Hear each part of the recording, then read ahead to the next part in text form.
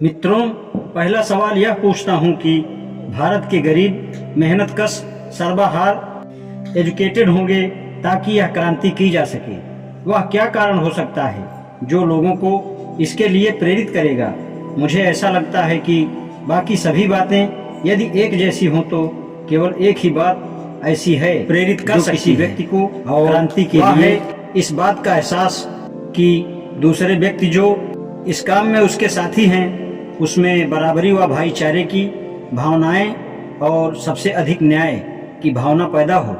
लोग संपत्ति की बराबरी करने वाली किसी भी क्रांति में तब तक शामिल नहीं होंगे जब तक उनको यह विश्वास नहीं होगा कि क्रांति सफल हो जाने के बाद उनके साथ बराबरी का व्यवहार होगा और जाति, वंश या नस्ल के आधार पर कोई भेदभाव व उत्पीड़न नहीं किया जाएगा। मुझे आशा है कि क्रांति का नेतृत्व करने वाले एक समाजवादी का यह भरोसा दिलाना ही काफी नहीं होगा कि वह जाति पात में विश्वास नहीं रखता। यह भरोसा दिलाना ऐसा होना चाहिए कि इससे बुनियाद और गहरी होनी चाहिए। खास तौर से वह यह है कि एक देश के सभी लोगों के बीच बराबरी और भाईचारे की भावना मानसिक स्तर पर हो। क्या यह कहा जा सकता है कि भारत का गरीब मेहनतकश सर्वाहार वर्ग होते हुए भी गरीब अमीर और गरीब के अलावा किसी अन्य भेदभाव को नहीं मानता है? क्या कहा जा सकता है कि गरीब लोग जाति, नस्ल, वंश या ऊंच नीच के भेदभाव को नहीं मानते?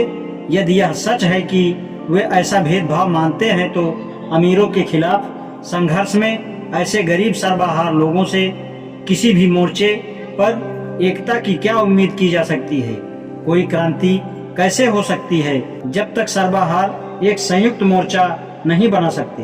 केवल विचार के लिए यह मान भी लिया जाए कि संयोग से किसी चमत्कार के कारण यदि क्रांति हो भी जाए और समाजवादी सत्ता में भी आ जाए तो क्या उन्हें भारत में उन समस्याओं से जूझना पड़ेगा जो विशेष सामाजिक व्यवस्था के कारण भारत में पहले से मौजूद है?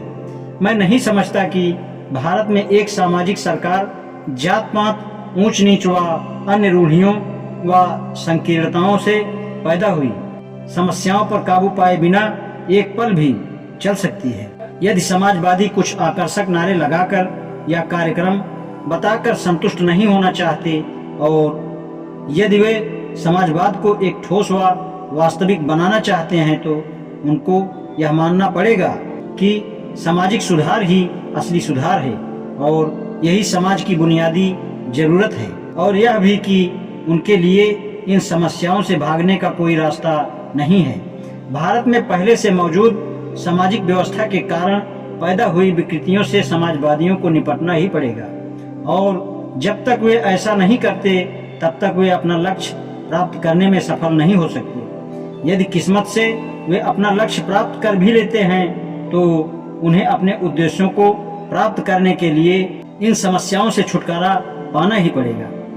मेरी दृढ़ मान्यता है कि यदि क्रांति से पहले वे ध्यान नहीं देते तो क्रांति के बाद जाति पर ध्यान देने के लिए वे मजबूर हो जाएंगे। दूसरे, हम यूं कह सकते हैं कि आप जिस तरफ भी चाहें घूम कर देखो, जिस दिशा में भी जाओ, जाति एक ऐसा राक्षस है जो अपने मार्ग में हमेशा खड़ा नजर आएगा। जब तक आप इस राक्षस को मौत के घाट नहीं उतार देते तब तक आप कोई राजनीतिक या आर्थिक सुधार नहीं कर सकते हैं। आज इतना ही, शेष कल। धन्यवाद।